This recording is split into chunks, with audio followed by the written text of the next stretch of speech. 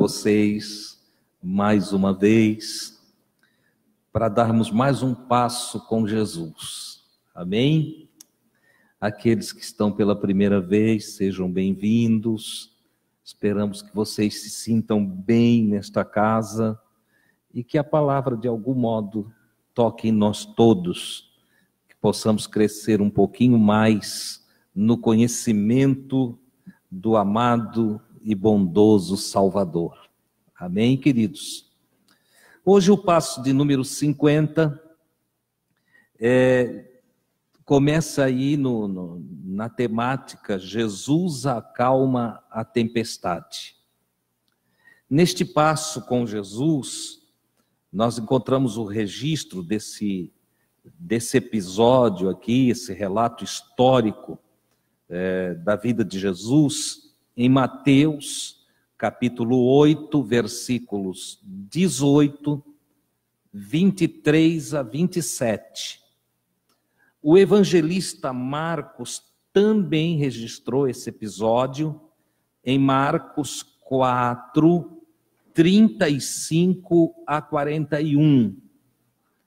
E ainda o evangelista Lucas, o médico amado, registrou em Lucas 8, 22 a 25. Então, aqueles que não estão nos acompanhando, nós fizemos a junção, a fusão do texto. Pegamos os 3 textos aqui e fizemos um só. Então, a sequência de versículo que eu vou falar aqui não é a mesma sequência que está na sua Bíblia. À medida que eu ler versículo por versículo aqui, não dá a mesma sequência sua. Por isso, se você quiser conferir em casa, anote Mateus 8, 18. Vai estar em cada versículo lido, vai estar os 3 evangelistas ali para você ler em casa. O que eu vou fazer aqui é uma fusão dos 3 evangelhos, tá bom?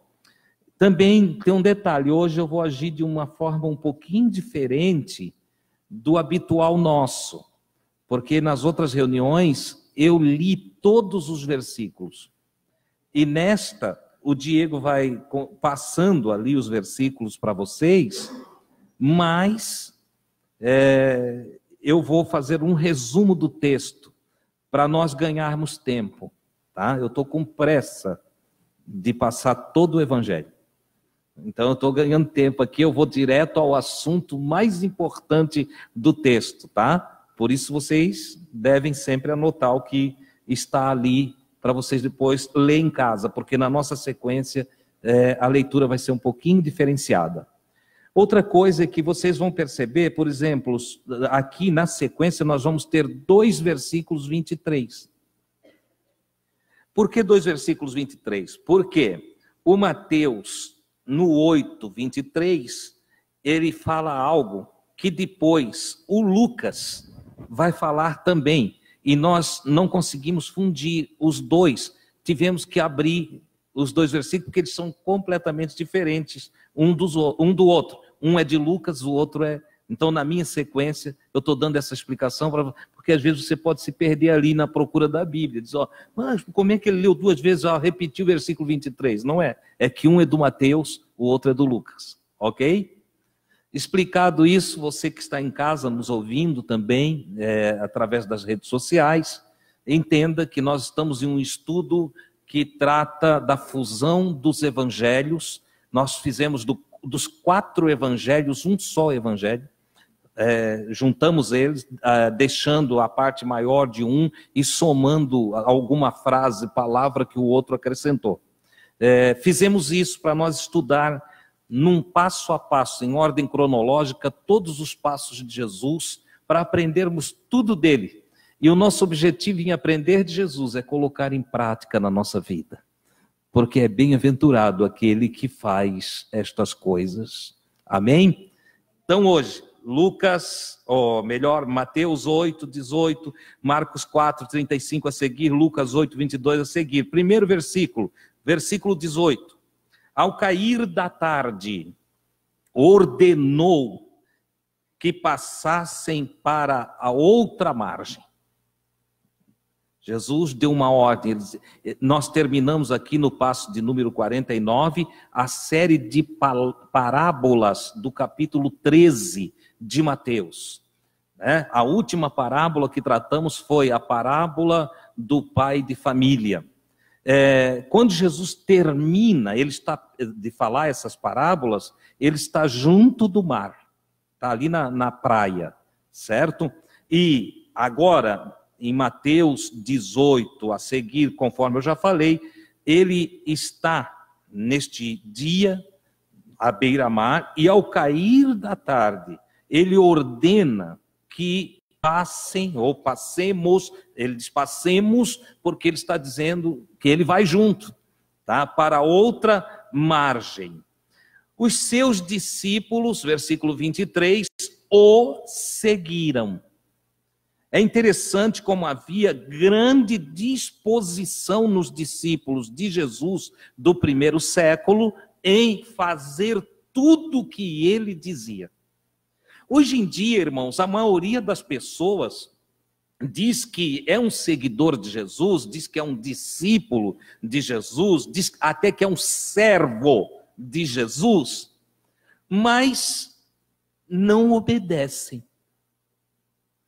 Infelizmente, a moda gospel, a teologia da prosperidade, o meio evangélico no todo, gerou um grupo de seguidores, entre aspas, de seguidores de Jesus, que não obedecem Jesus, que recorrem muito a Jesus pela bênção, que procuram muito Jesus para casamento, para compra de carro, para adquirir a casa nova, para acumular riquezas.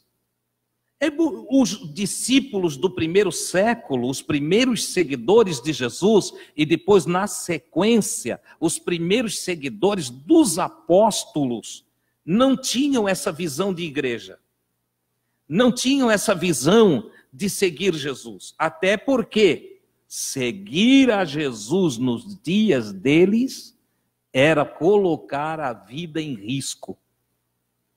Corriam risco de vida, corriam risco de perder patrimônio, como alguns deles mesmo perderam patrimônio.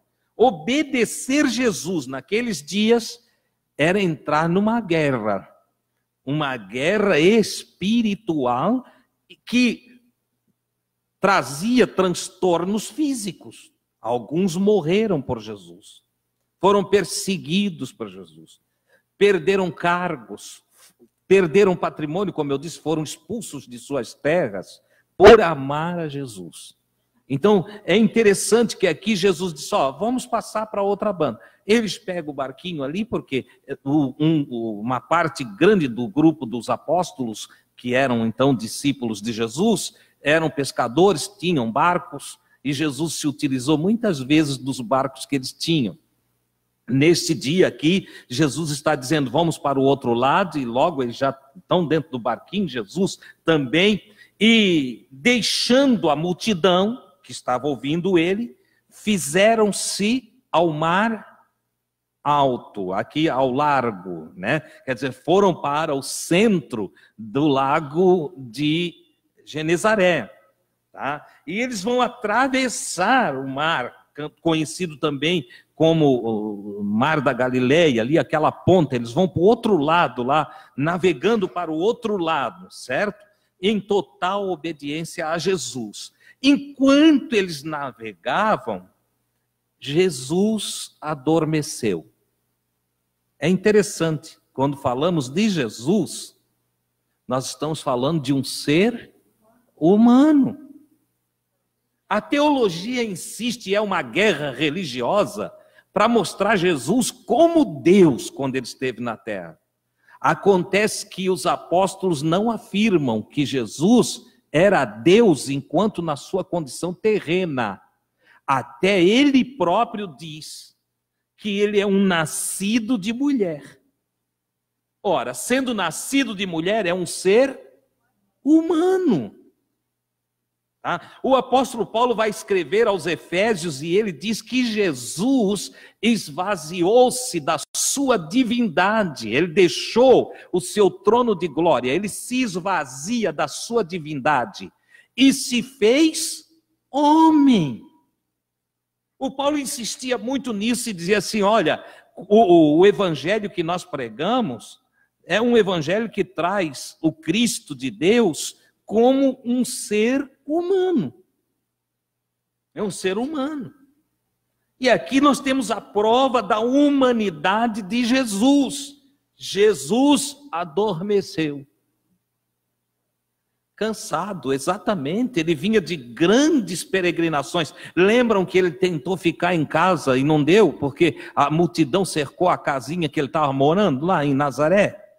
Aí depois em Cafarnaum, a casa em Cafarnaum ficou cercada e a multidão, ele tinha que se levantar de madrugada para escapar da multidão, para ter os seus momentos de meditação. Quando diz que ele foi para o monte orar, não é porque ele achava que lá no monte Deus estava. Não, ele estava simplesmente se retirando, se escondia. Mas está escrito que os discípulos depois saíam e iam procurar ele. Por quê? Já sabia o local de oração dele. E aí iam procurando. E quando os apóstolos, que depois ele chama eles de apóstolos, o achavam, logo em seguida os outros o achavam também. E aí já não dava mais para meditar, porque era a multidão querendo conselho, querendo palavra, querendo cura, e Jesus não parava. Agora, quando ele está atravessando o mar para a outra banda, para a outra margem, ele aproveita essa travessia para descansar um pouquinho. E o evangelista diz que ele adormeceu, entendeu? Destaca-se que ele adormeceu sobre uma almofada, um travesseiro, certo? Está ali Jesus dormindo, né? O Senhor agora dormindo, dando prova da sua humanidade. Seu corpo físico também cansava. Então Jesus, como homem, teve fome, teve sede, chorou, sorriu, banqueteou-se, sofreu. Ele era humano, certo? E que bom que ele era humano, porque então ele experimentou as dificuldades da humanidade. Ele em tudo foi provado, mas não pecou. O escritor aos Hebreus ele vai falar disso, ó, nós temos um sumo sacerdote nos céus, que intercede por nós, que se compadece das nossas fraquezas, porque em tudo foi provado. Ele conhece as dificuldades, as deficiências, as fraquezas humanas, porque ele se fez homem. João, o evangelista, no seu primeiro capítulo do Evangelho de João, vai descrever essas verdades também, diz, olha, ele era o verbo, e o verbo estava com Deus, e o verbo era, olha a palavra era Deus. Mas o verbo se fez carne, deixou de ser Deus. O verbo se fez carne. Quando ele se faz carne, ele é o que o Paulo vai escrever lá no Efésios, ele esvaziou-se da divindade. Quem se esvazia da divindade não é mais divino. Aí ele se faz homem. E ele só podia pagar o preço pelo meu e o seu pecado se ele fosse homem. Um anjo não podia. Um ser divino não podia. Um homem pode. Entendeu? Então o verbo se fez carne, habitou entre nós, e nós vimos a sua glória, a glória do unigênito do Pai, mas ele é homem. Amém? Ora, esse texto do evangelista coloca Jesus em sua humanidade, ele como homem. Irmão Dilson, mas hoje ele continua sendo um homem? Não. Ele consumou a sua obra humana na cruz. E quando ele bradou, está consumado, ele vai à sepultura. E depois, ao terceiro dia, ele ressuscita. E o apóstolo vai escrever, e Deus deu-lhe um nome que é sobre todos os nomes. Ele se assentou à direita do Pai, à destra do Pai. Olha só que coisa extraordinária. O que isso quer dizer? Ele recebe agora a autoridade do Pai. Ele é entronizado no trono do Pai. Ele venceu. Ele volta à sua divindade. Entendeu? Cumpriu-se aí uma série de profecias que não é o meu objetivo tratar hoje aqui. Só estou dando uma alusão a você. Como é legal o porquê que o evangelista coloca ele adormeceu. É bom lembrar que Deus não dorme. Não é assim que está escrito? Eis que não cochilará, ou dormitará, em outras traduções. Nem dormirá. Ele não tem cochilo e nem cai no sono. O guarda de Israel. Quem é o guarda de Israel? Deus. Mas o homem dorme. Jesus dormiu. Amém? É interessante guardar isso, tá? Alguém disse para mim, Deus, tu acha que é possível viver tudo que Jesus viveu? Eu digo, claro, senão eu não era um cristão. Mas tu acha que o ser humano comum, eu disse, qual é o ser humano que não é comum? Não, Jesus não era comum. Eu disse, como não? Ele foi nenenzinho. Ele precisou aprender a falar. Ele precisou aprender a andar, ele precisou dos cuidados de José e de Maria, não é? Teve que aprender profissão. E o evangelista Lucas é tão maravilhoso quando o evangelista Lucas, por inspiração, escreve lá no início do seu evangelho, dizendo que crescia Jesus em estatura, sabedoria e em graça. Agora, diante de Deus e dos homens. Ora, alguém que precisa crescer em estatura não é pleno, não é divino. Alguém que precisa crescer em sabedoria não é Deus. Concordam? Deus tem que crescer em sabedoria? Não. Entendeu?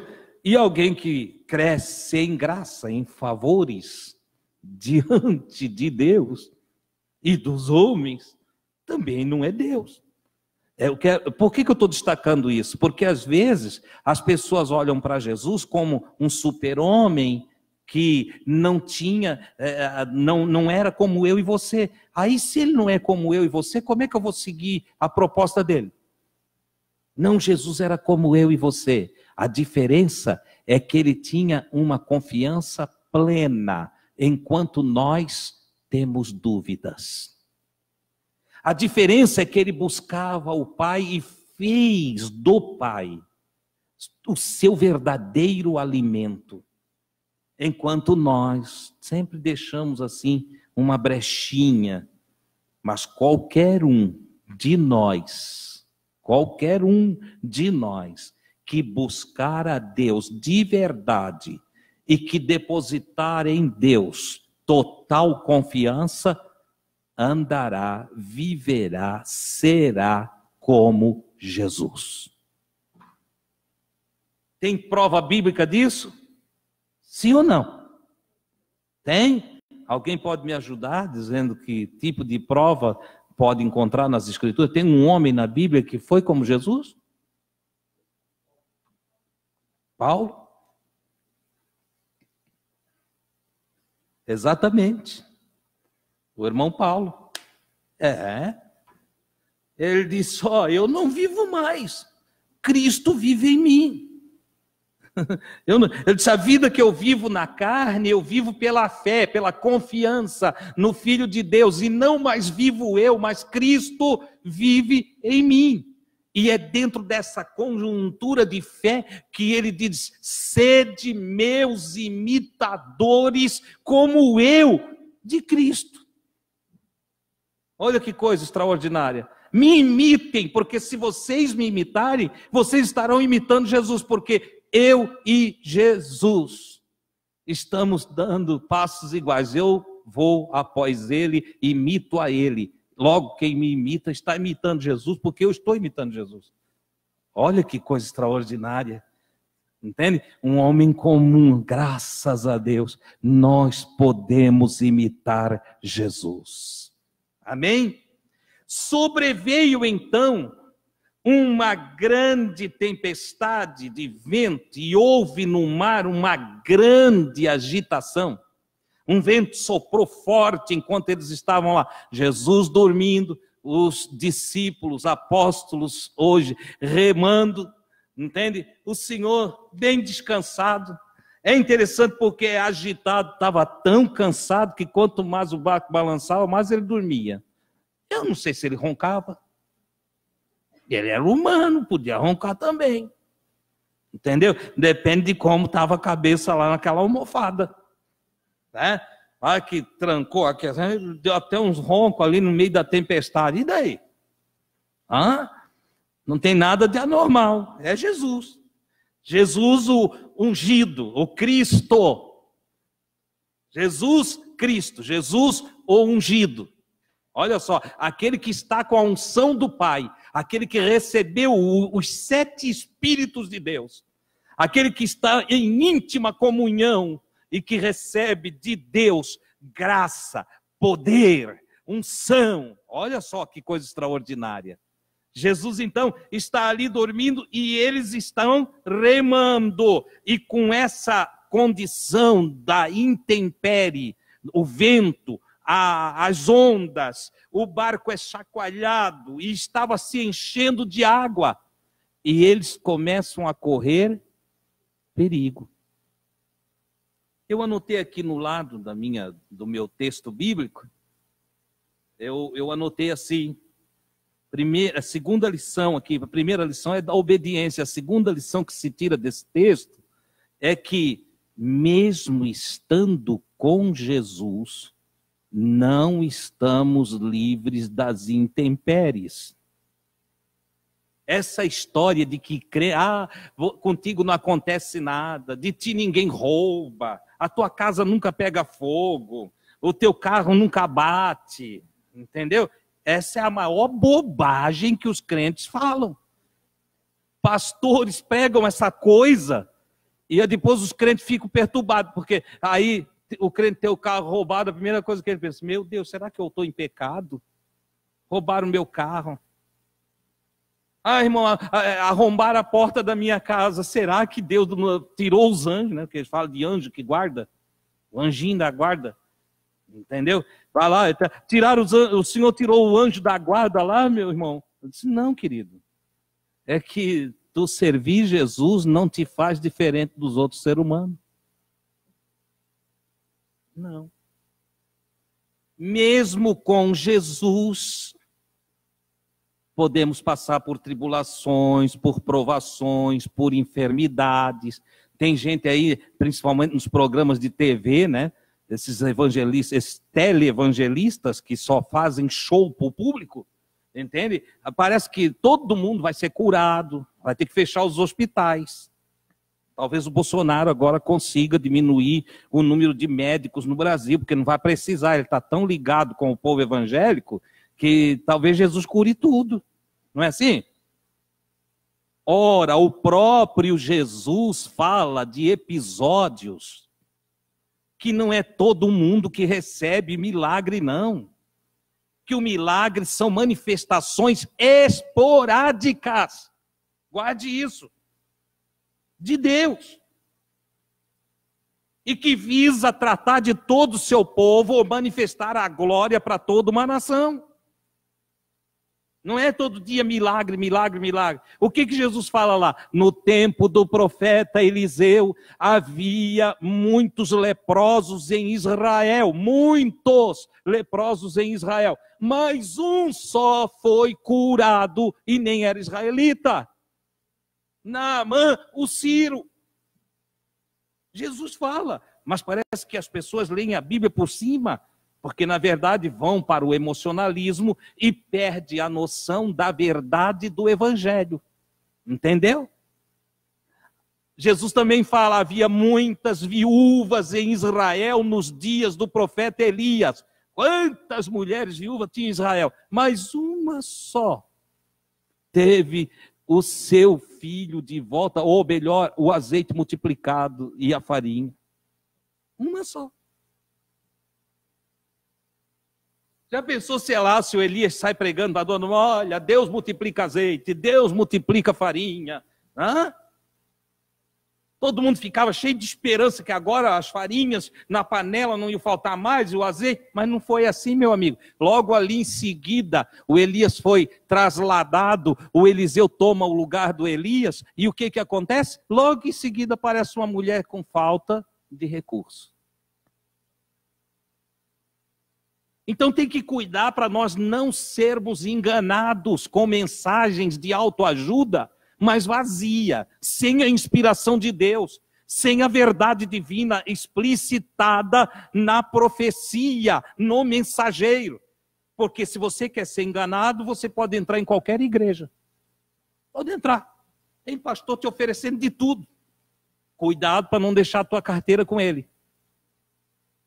Porque ele começa oferecendo e depois ele te cobra. Entendeu? Começa te oferecendo isso, aquilo e aquele outro, depois ele passa com a maquininha para colher o teu dinheiro em cima daquela falsa profecia que ele te passa. Ora, nós estamos aqui diante de uma situação, aprenda a lição. Jesus está no barco, ele está com os discípulos, mas não estão livres da tempestade. A tempestade vai vir. O vento vai soprar, as ondas vão subir. Nessa vida aqui, o mestre ensinou que todos embaixo do sol, entendeu? Passam pela mesma situação, crentes e não crentes. Deus faz com que o seu sol nasça só para os justos. Está errado, irmão Sueli? Está errado?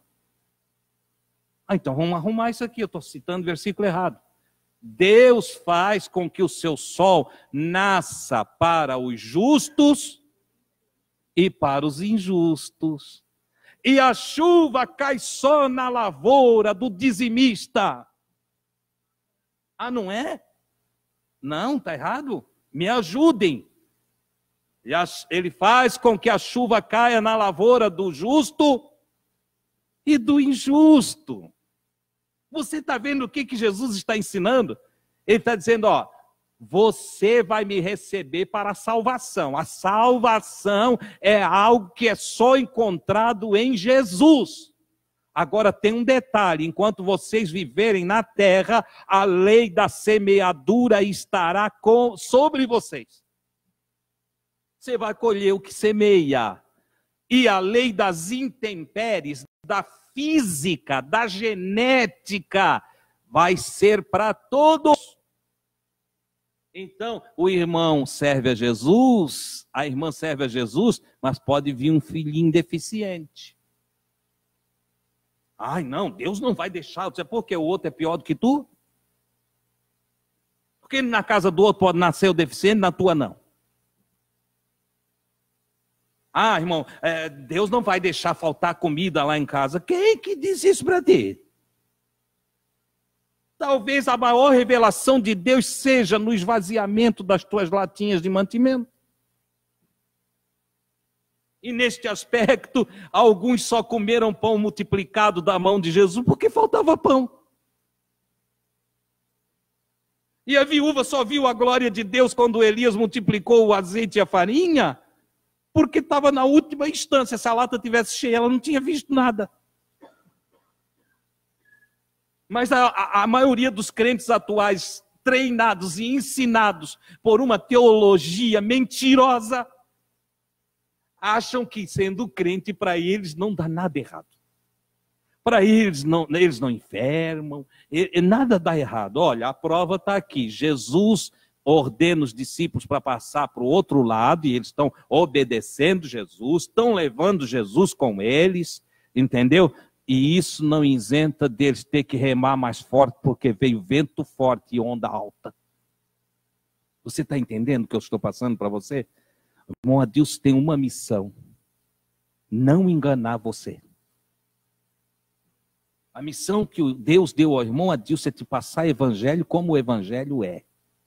Entendeu? não é te emocionar, é te fazer entender, é te fazer compreender, enxergar a verdade. Entendeu? Porque emocionalismo não te estrutura para a vida. Agora, a verdade te liberta, te santifica e te prepara para a eternidade. Certo? Vamos adiante. Ora, no meio dessa condição, dessas intempéries, versículo 37 aí, Diego, o barco já estava se enchendo de água e eles corriam perigo. E Jesus estava lá na popa, dormindo, né, sobre um travesseirinho. Versículo 25. Chegaram-se a ele e despertaram-no, dizendo: Senhor, salva-nos. Tu vais deixar nós perecer aqui? Você nunca disse: ô Jesus, parece que tu não estás me ouvindo. Você já chamou ele de surdo, né? Quantos que já disseram que Jesus é surdo, né? Ô Senhor, tu não está me ouvindo? Ô Senhor, tu não está me vendo? Estás ceguinho, é? Ô Senhor, perdesse o controle da situação. Quantas vezes nós indiretamente chamamos Jesus de cego, de surdo, de mudo? Entendeu? Nos falta a fé e nós apresentamos a dificuldade. Aqui nesse momento, eles chegam para Jesus: Senhor, você não se importa? Salva-nos, versículo 25, estamos perecendo. Eles estavam apavoradérrimos. Se Jesus cochilou, nós estamos perecendo, nós vamos nos acabar. Ele, pondo-se de pé, repreendeu energicamente, severamente, os ventos e o tumulto das ondas. As ondas estavam fazendo uma bagunça. Vento forte, onda e redemoinho. Ele repreende o vento e o mar. E o que ele diz para eles? Silêncio! Esse é para o vento. Estava fazendo aquele, subiu lá. Os discípulos numa tremedeira. O vento assobiando, Jesus olha para o meio do vento. Silêncio! Olha para o mar e diz: aquieta-te! Ou duas palavras lindas, né? No meio da voz negativa, diz: silêncio. No meio do turbilhão de pensamentos. Quantas vezes o Senhor diz: aquieta-te aí. Por que estás preocupado? Que conflito é esse dentro de ti? Que guerra é essa? No caso deles ali, a guerra era o medo de morrer. O medo de se afogar no meio da tempestade. E Jesus repreendeu na hora. O vento serenou. Aquele subiu, aquele vento forte foi indo, acabou. E o mar? No mar se fez bonança. Alisou o mar. As ondas ficaram tudo quietinha.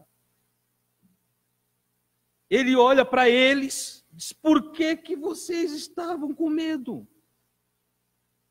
Que medo é esse que envolveu vocês? Que tipo de crente és tu que vive cheio de medo? Eu fico pensando nos crentes que têm medo de perder os filhos, medo do que vai acontecer com a família, medo de perder o emprego, medo do que vai ser o amanhã, medo de morrer, medo de viver, medo de tudo. Não é à toa que hoje a medicina trata de fobias várias fobias, medos. Medo da sombra, medo da luz, medo da porta aberta, medo da porta fechada, medo do que vai ser, o que será o amanhã. Desespero total. Jesus observa e disse: por que vocês têm medo? Homens fracos na fé. Onde está a vossa fé? Eu já expliquei aqui. Fé, pistes, confiança, coragem. Onde está a vossa coragem? Onde está a vossa confiança? Meu Deus, Às vezes eu fico pensando que a palavra crente tornou-se um paradoxo no nosso século. Porque a maioria dos crentes são descrentes. Você já parou para pensar? Você é crente em Jesus? Ah, eu sou crente em Jesus. Quando tem outras palavras sinônimos para dizer eu sou crente, né? Eu sou evangélico, eu estou servindo a Deus, eu sou da igreja, eu sou do caminho. Aí usam vários, tudo relativo a crente, né? Tudo sinônimo da palavra crente. Mas aí você conversa mais uns 5 minutinhos e você vai descobrir que a maioria dos crentes é descrente. É um paradoxo que existe, né? A maioria dos crentes não tem fé. Eles estavam lá com Jesus, eles obedeceram Jesus, mas na hora da provação estão apavorados. Servir a Jesus quando tudo vai bem, qualquer um serve. O que não ora serve, o que não lê a Bíblia serve, o que não frequenta a congregação serve. A questão é quando bate vento, irmãos. A questão é quando o mar da vida se agita. Olha aí, aqui está um problema. Aí aparece quem realmente confia no Senhor. Quem realmente está estruturado, firmado, né? Eles ficaram espantados com muito medo e diziam uns para os outros: quem é este que até o vento e o mar lhe obedecem? Quem é esse aí? Meu Deus, eles estão lá obedecendo Jesus, eles estão lá com Jesus, eles só estão ali porque Jesus mandou estar e eles não conhecem Jesus. Não conhecem Jesus. Ou o conhecimento que eles têm a respeito de Jesus é tão pequenininho como alguns irmãos. Tem irmãos que a gente fala algumas coisas da Bíblia e diz, mas isso aí está escrito, isso aí é assim, já está há 30 anos na igreja. Às vezes, capaz que isso é assim. É, irmão, é desse jeito. Não pode. Não conhece nem a palavra. Eles não tinham noção, não tinham conhecimento profundo da pessoa de Jesus. Então estavam assustados com o milagre. Tem milagre que não alegra. Você sabia disso? Tem milagre que não causa alegria. Tem milagre que no primeiro impacto causa um susto. Imagina você num velório. Todo mundo está ali, tadinho. Foi tão cedo, né? Que pena. Aí chega um corajoso e ora e o defunto levanta. Corre todo mundo. Tem milagre que assusta. Tem jeito do Senhor trabalhar que as pessoas, ao invés de se alegrar, se apavoram. Aqui nesse dia eles ficaram assustados com Jesus. Quem é esse? Que até o mar, até o vento e o mar obedece ele. Nós até sabíamos que ele é um bom mestre, nós sabíamos que ele é um amigo legal, nós sabíamos que podia seguir, é um rabi extraordinário, mas nós não sabíamos que ele manda no vento e no mar. Quem é ele? Quem é ele? Agora eu tenho algo para te dizer nessa noite. Jesus é o Filho de Deus, é o Cristo, o ungido do Pai, mas você também pode ser. Você sabia que você pode acalmar vento e mar?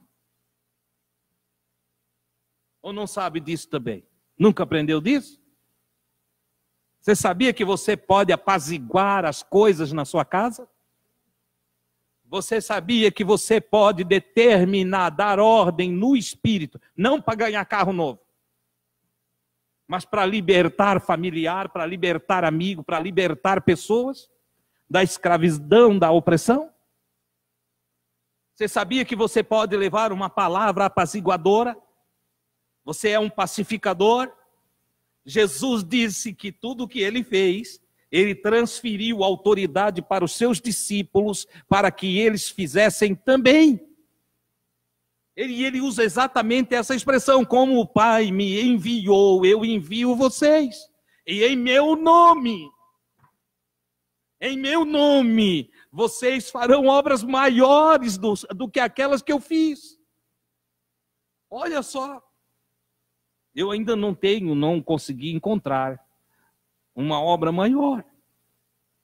Mas ele diz que é possível. Só que é para os que confiam, para os que não têm medo, para os que não desistem, para os perseverantes, para os dedicados, para os que amam o Senhor de todo o seu coração. Veja que coisa extraordinária. O susto deles é que eles não estavam preparados para ver a intervenção do Senhor em plenitude.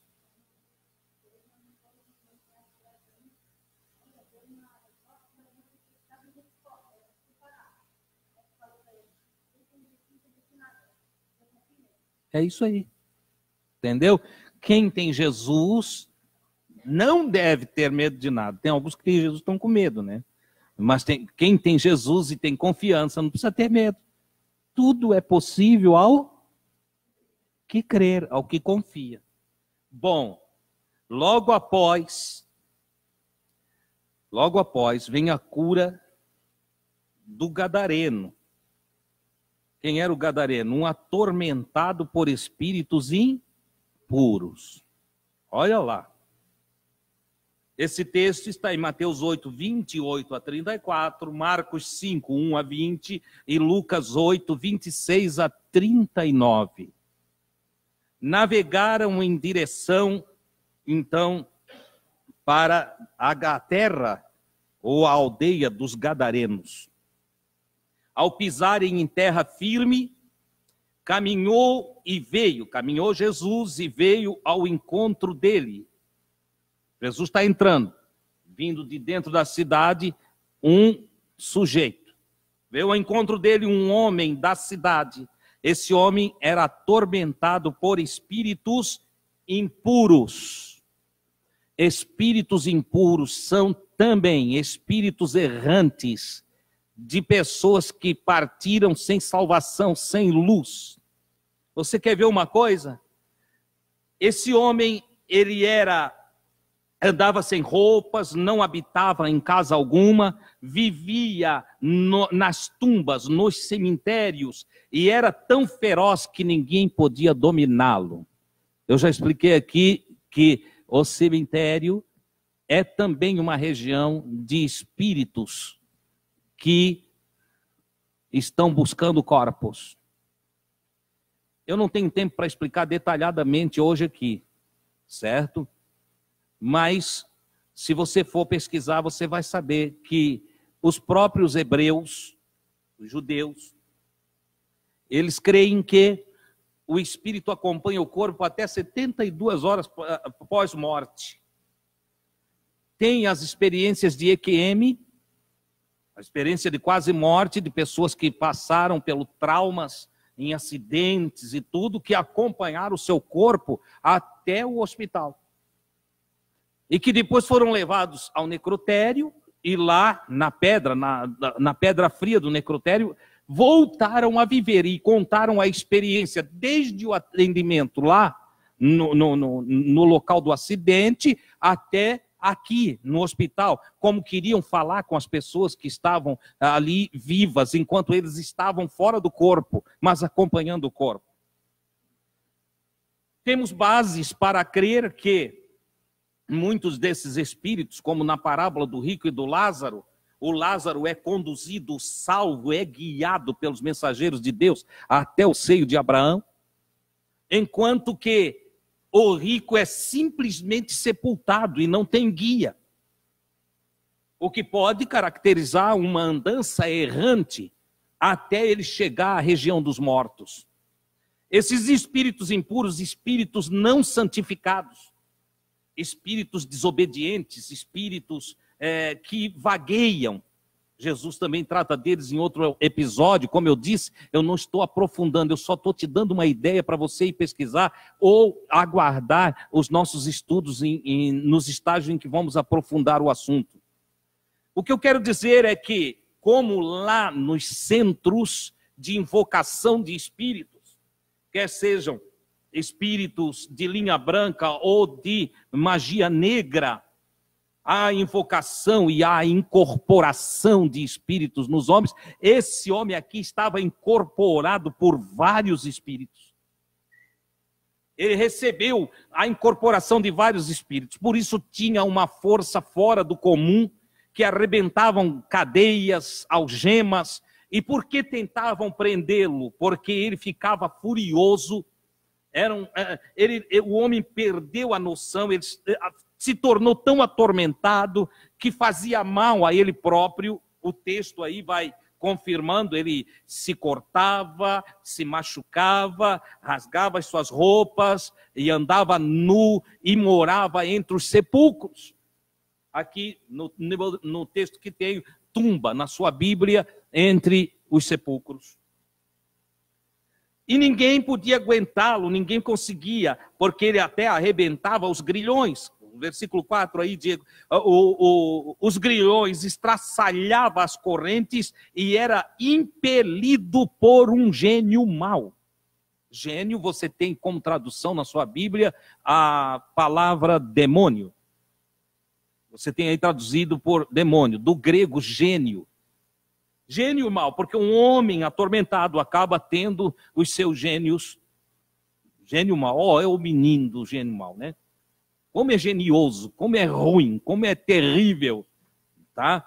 Mas além do seu gênio mau, que pode ter sido a porta aberta para a possessão, ou a invocação, que naqueles dias também se invocava muito através da feitiçaria. O próprio Deus tinha determinado que não tivesse feitiçaria, mas nem Israel não obedeceu essa palavra de Deus. E houve muitos feiticeiros, ainda que Saul tivesse mandado matar muitos deles, todavia havia muitos feiticeiros em Israel. Esse homem agora está possuído e, não tendo descanso nem de noite nem de dia, perambulavas pelas tumbas e pelas montanhas, dando gritos e ferindo-se com pedra. Ao ver Jesus, correu e prostrou-se diante dele aos seus pés. Pôs-se a gritar com Jesus: o que você quer de mim, Jesus, Filho de Deus? Veio aqui para me atormentar antes do tempo. O homem está agora possuído e gritando com Jesus. Jesus, porém, ordenava dizendo: sai dele, espírito impuro. Ou como você tem na sua tradução, espírito imundo. Sai dele, espírito imundo. Qual é o seu nome? Jesus pergunta para ele. E ele diz: Legião é o meu nome, porque somos muitos. E agora esses espíritos falam através do homem. Esses espíritos falam através do homem e dizem o seguinte: não nos mande embora dessa região, não tira nós daqui, não nos mande para o abismo. Nós não queremos sair desse local aqui. E os espíritos dizem, então, através da boca do homem: tem ali uma manada de porcos, permite que a gente vá lá para os porcos. E tinha lá quase 2.000 porcos. E Jesus então autorizou. Eu destaque aqui para você: você já ouviu falar de encosto? Você já ouviu falar de incorporação, de vidência através de invocação dos mortos?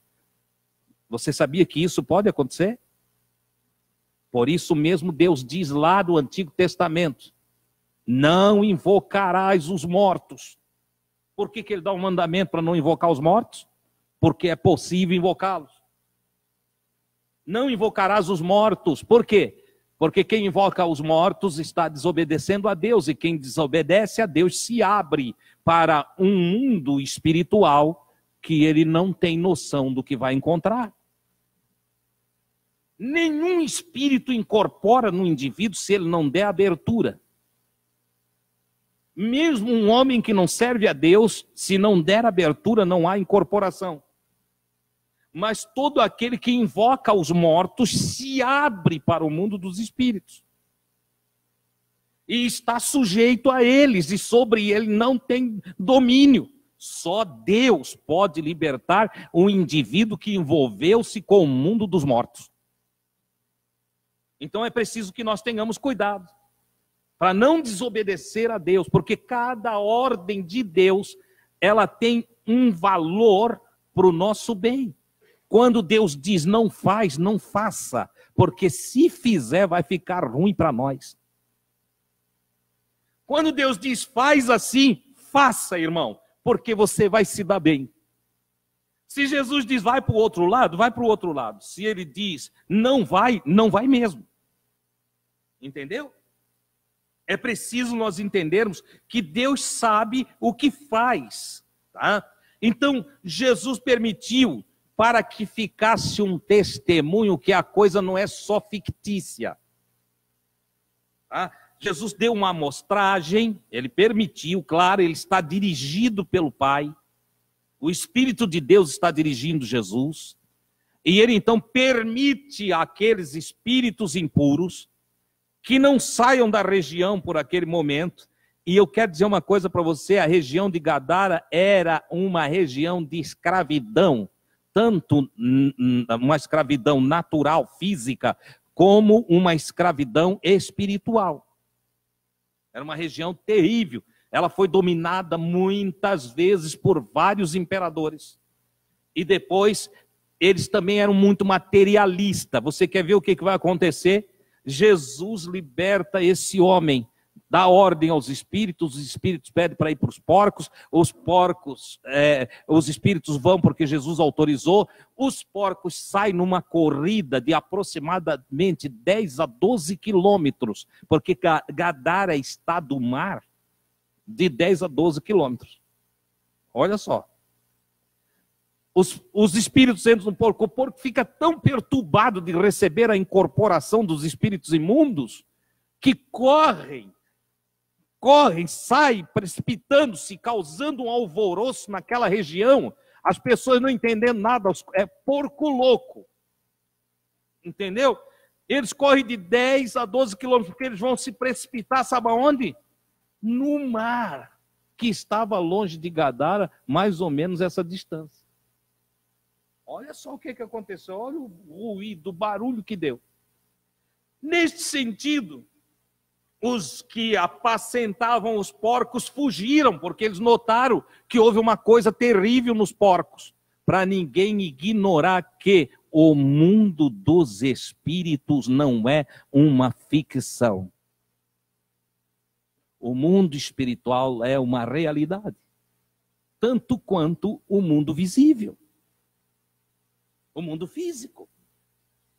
Ora, eles vão lá, os que estavam apacentando, saem correndo, entram pela cidade, vêm pelos vilarejos e vão contando o que houve, que os porcos saíram, e eles se encontram com um outro grupo, que é a turma que vem dizendo o que Jesus fez.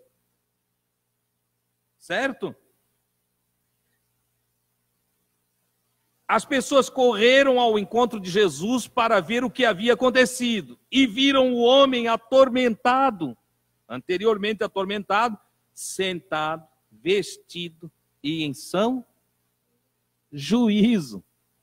Olha só, Jesus foi lá, libertou um homem de possessão, um homem atormentado por aquilo que os antigos chamavam de encosto. A Igreja Universal também gosta muito de chamar de encosto. Aquilo que você vê na TV não tem encosto nenhum.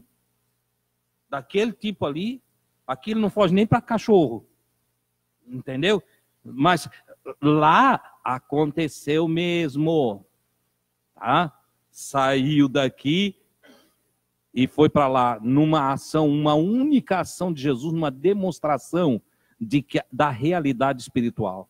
Não teríamos uma comprovação se não tivesse existido esse milagre da parte de Jesus, dando visibilidade ao mundo espiritual.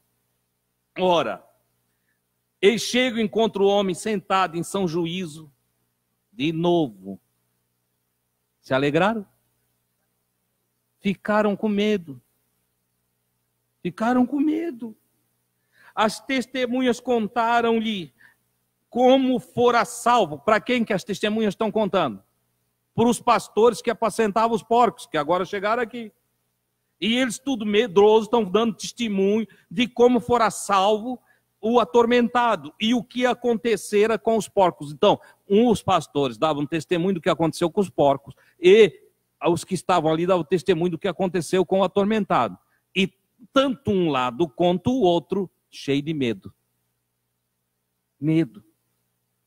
Resultado, irmãos, e toda a população do território dos gadarenos, toda a população de Gadara, começou então a pedir o quê? Jesus, sai daqui, tu está causando prejuízo à nossa economia. Um homem liberto não vale a perda dos porcos. Pode até ter endemoniado aqui na nossa região, Jesus. Pode ter aqui pessoas possuídas por espíritos malignos ou por espíritos impuros. Aqui nesse caso, espíritos impuros. Pode até ter espíritos impuros aqui atuantes na nossa região. Mas nós estávamos ganhando o nosso dinheirinho, nós estávamos vivendo. Tem um outro episódio desse que é realizado através de Paulo e que a população acha ruim. Paulo expulsa um espírito adivinhador de uma jovem possuída por um espírito imundo também, entendeu? E acaba sendo preso.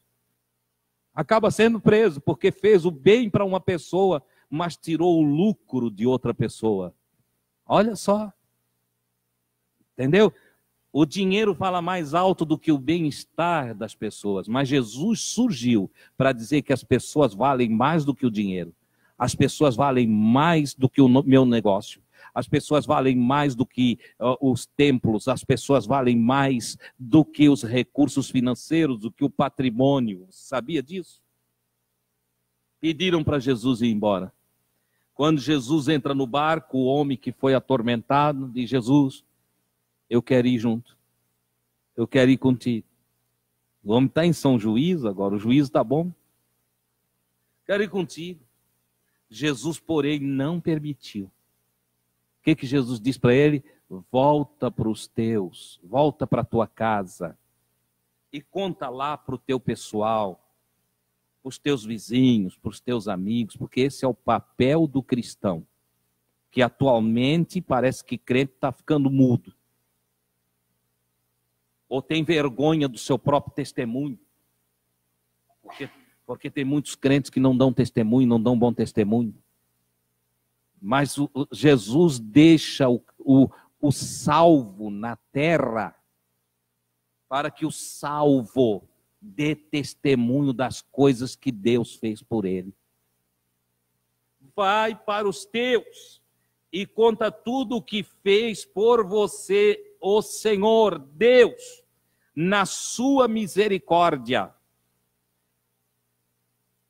Então o homem partiu e começou a proclamar na Decápolis, nas 10 cidadezinhas que se juntavam a Gadara.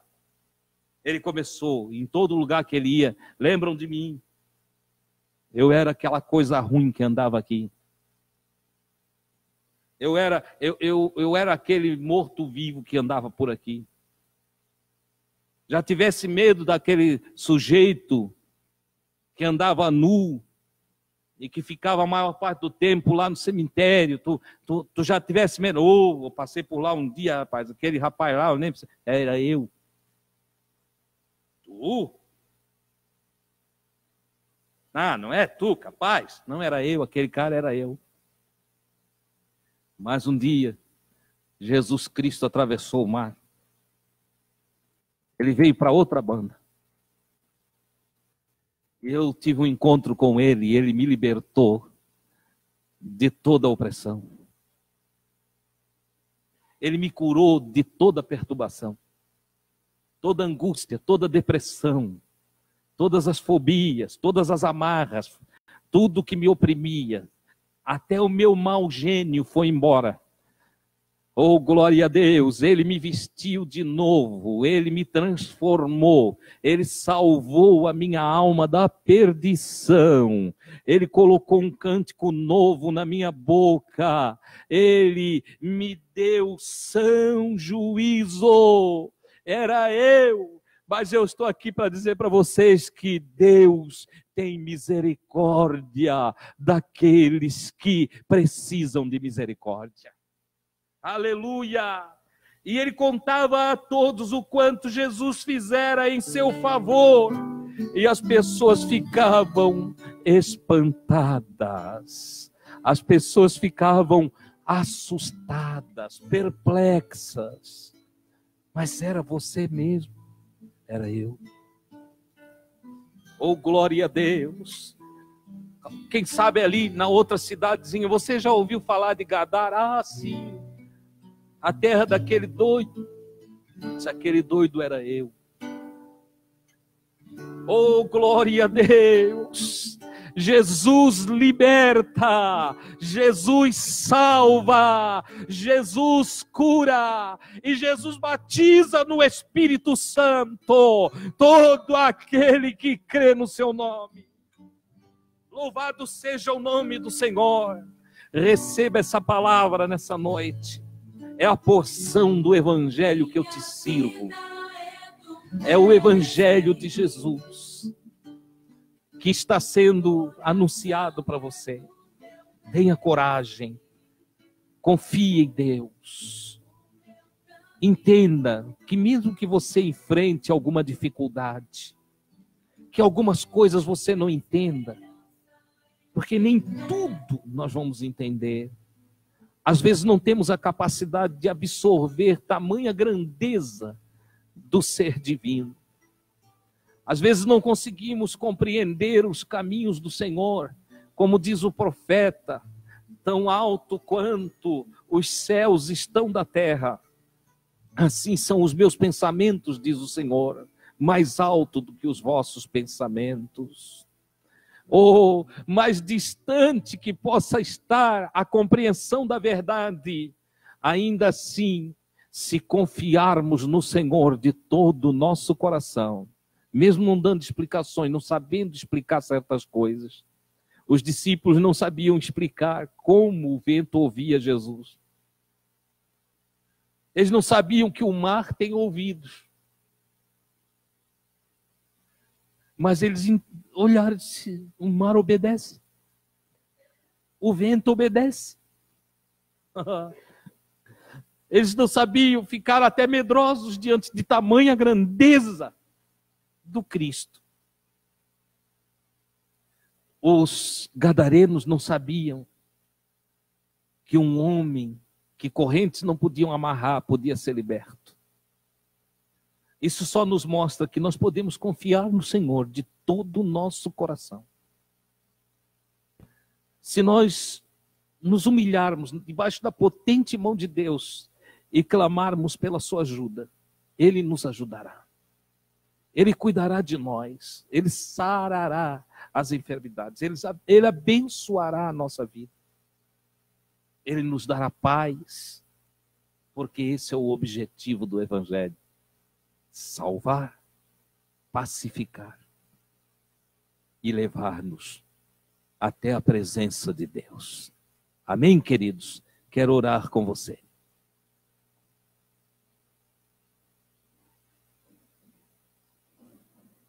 Glória a Deus.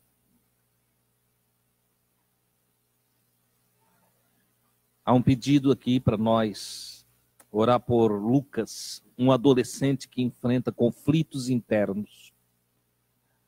Ele pensa em sair de casa. Olha, Jesus pode libertá-lo de seus conflitos, de seus desesperos e medos. Vamos apresentá-lo diante do Senhor nessa noite. Eu vou orar por você e peço que você ore por mim também. Amém? Querido Pai, eu te dou graças por essa oportunidade, pela tua palavra. O Evangelho do Cristo, que vem a nós para nos sarar, nos acrescentar a fé, nos limpar e nos abençoar com toda sorte de bênçãos espirituais. Te louvo por cada ensino, por cada revelação que encontramos nos evangelhos, pelas tuas palavras de vida, as tuas instruções que nos enchem de coragem, de confiança, que planta em nós a esperança, mas que também é uma luz que nos ilumina para nós sabermos viver, para não sermos enganados e termos discernimento para uma vida de paz e de amor. Eu te agradeço pela tua palavra. Senhor, agora eu oro pelos meus irmãos e irmãs que passaram este tempo ouvindo a palavra. Os que vieram aqui nesta casa e aqueles que nos assistiram através das redes sociais. Abençoa cada um deles, Senhor, e ilumina-os para que dia após dia eles possam compreender mais e nós juntos possamos crescer no conhecimento do Senhor. Deus, também em cada família, em cada lar, em cada lugar, há necessidades como havia em Gadara, ou há medos e desespero como havia no barco. Rogamos, Senhor, as tuas misericórdias e a tua graça, posto que a fragilidade do nosso ser às vezes nos incapacita a uma fé mais firme, mais ancorada em ti, meu Pai. Por tudo isso eu te peço, ajuda a cada irmão e irmã. Socorre o aflito, Senhor. Fortalece o fraco. Ilumina aquele que está passando por momentos de escuridão. Liberta, Senhor, aquele que está cercado por amarras de medo. Amarrado, Senhor, pela dúvida, pela desconfiança. Deus, faz maravilha na vida de teus filhos e filhas. Dentre estes eu destaco o Lucas, esse adolescente, Senhor, que em conflito interno tem tido pensamentos de abandonar a família, de sair. Oh Deus, tu que libertastes aquele homem em Gadara, que estava totalmente atormentado por espíritos imundos. Liberta o Lucas, ajuda este adolescente, que o teu Espírito Santo traga revelação da tua pessoa para ele, e que ele encontre paz em seu coraçãozinho. Pai do céu, tu que és poderoso para fazer muito mais do que pedimos ou pensamos, ouve o nosso clamor, a nossa súplica, a nossa oração em o nome de Jesus Cristo. Ajuda, Senhor, a tantos outros que não puderam mandar um pedido de oração, que não puderam comunicar-se conosco nesta noite, mas que estão desejosos, na expectativa de um milagre, que almejam, Senhor, uma intervenção, uma ação do Senhor, para a glória do teu próprio nome. Ajuda-os no nome de Jesus. Graça